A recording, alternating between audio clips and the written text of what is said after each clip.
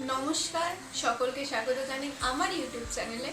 আমি পূজা, আর এটা আমার প্রথম রান্নার ভিডিও। আজকে আমি যে রান্নাটা দেখাবো তার নাম হচ্ছে কেরালার ভেজিটেবল স্টু আর আপ্পাম। এই খাবারটি ব্রেকফাস্ট অ্যান্ড ডিনারের জন্য খুবই একটা আইডিয়াল খাবার। তো চলুন রান্নায় যাওয়া যাক।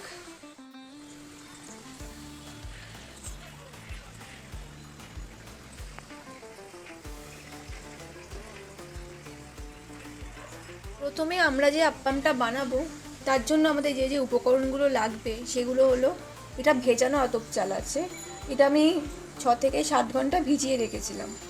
কুড়োনো নারকোল, সেদ্ধ চাল, ইস্ট, বাটার, নুন, চিনি।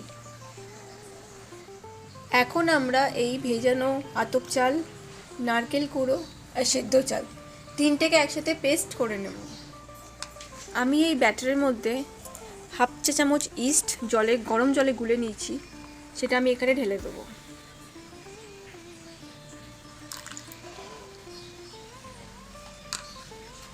এখন নেব এই চামচের হাফ চামচ চিনি,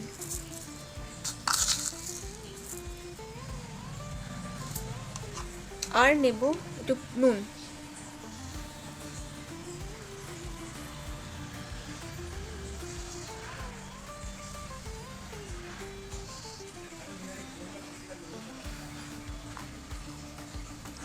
নিয়ে এই ব্যাটারটাকে ভালো করে মিক্স করে নেব।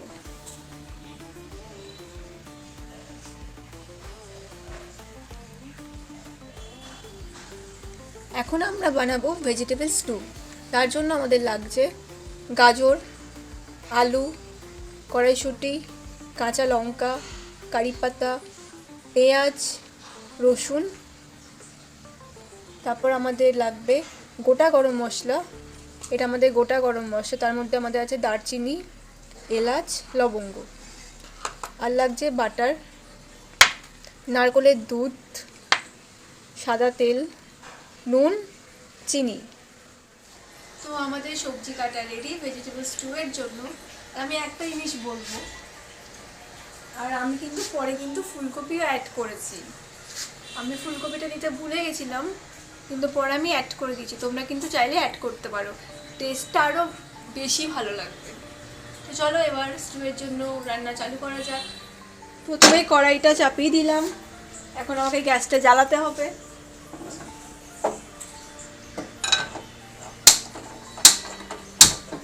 তো এখন ফার্স্টেই আমাদের কড়াইয়ে সাদা তেল একটু দিয়ে দিতে হবে।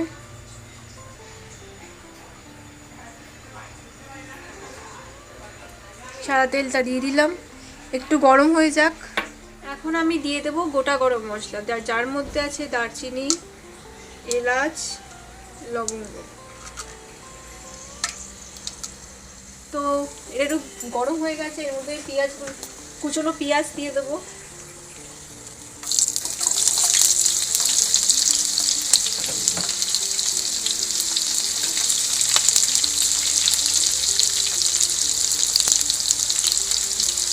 এটা একটু বাদামি হওয়া পর্যন্ত পেঁয়াজটাকে একটু ভালো করে ভেজে নিতে হবে। তো আমার পেঁয়াজটা ভাজা হয়ে গেছে।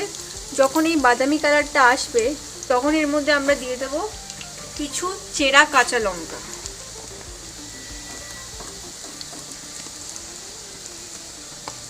আর তার সাথে দিয়ে দেবো আদা রসুন বাটা।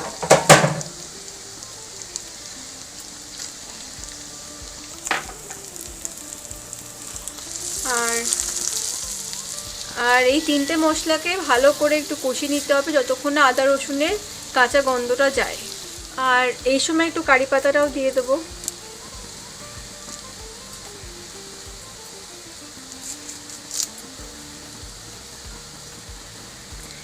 এই কারি পাতার ফ্লেভারটা এত সুন্দর আসে, এত সুন্দর গন্ধ ছাড়ছে না, দারুণ লাগছে। তো এখন আমি দিয়ে দেবো এই সমস্ত সবজি কড়াইতে।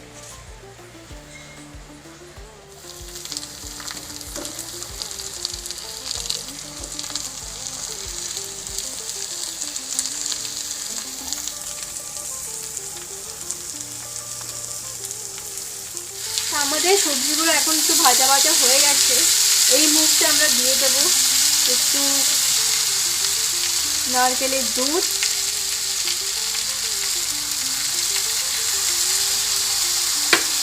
আর একটু জল।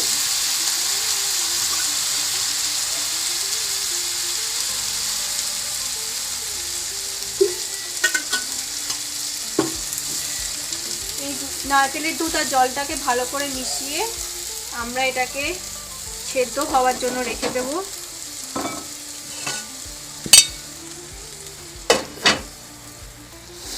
এত সুন্দর গন্ধ বেরিয়েছে না, মনে হচ্ছে এখনই খেয়ে নিই। চলো দেখে নিই সেদ্ধ হয়েছে কিনা।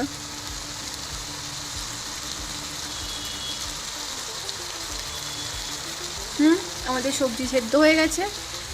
এখন এর মধ্যে আমরা দিয়ে দেব যে নারকেল দুধটা বেঁচে ছিল সেটা দিয়ে দেব, আর দিয়ে দেব জল।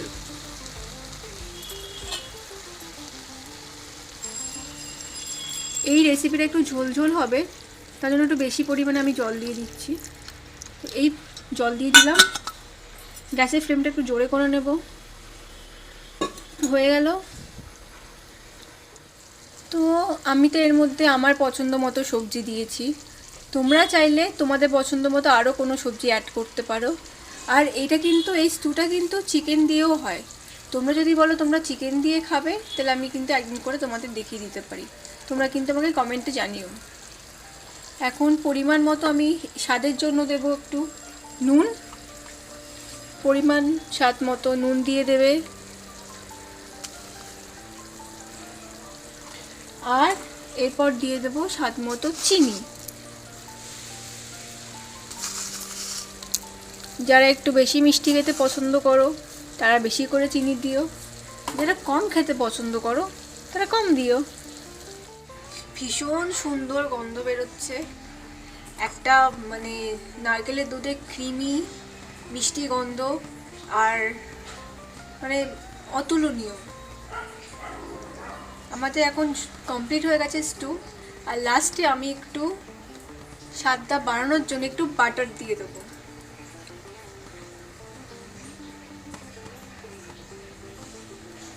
তো বাটার দিয়ে দিলাম। এই বাটার দিলে কিন্তু টেস্টটা আরও বেশি বেড়ে যায় আর গন্ধটাও আরও সুন্দর ছাড়ে। একটা বাটারি ক্রিমি ভীষণ সুন্দর একটা টেস্ট হবে। তো আমাদের স্যুপ কিন্তু কমপ্লিট। আমাদের কিন্তু আপ্পামের ব্যাটারটা প্রায় আধ ঘন্টা মতো ছিল। আধ ঘন্টাই রাখবে, ইস্ট দিলে আধ ঘন্টা রাখবে। আর তোমরা যদি এমনি সারা রাত ইস্ট ছাড়া যদি করতে চাও তাহলে সারা রাত কিন্তু এই ব্যাটারটা রেখে দেবে। তো আমি যেহেতু ইস্ট দিয়ে করেছি তো আমি আধ ঘন্টায় রেখেছি। তো এখন আমরা আপ্পামের জন্য কড়াইতে ননস্টিক তাওয়াতে একটু বাটারটা ব্রাশ করে নেব।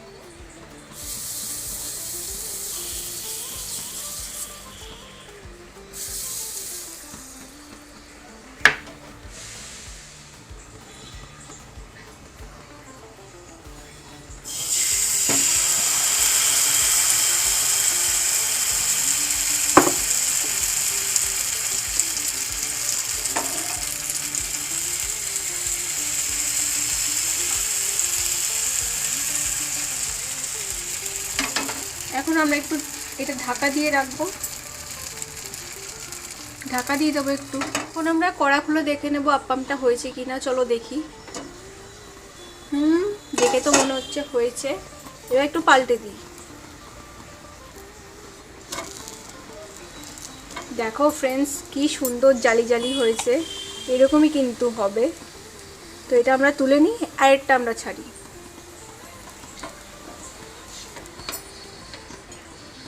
তো আমাদের আপ্পাম উইথ ভেজিটেবল স্টু কিন্তু রেডি হয়ে গেছে।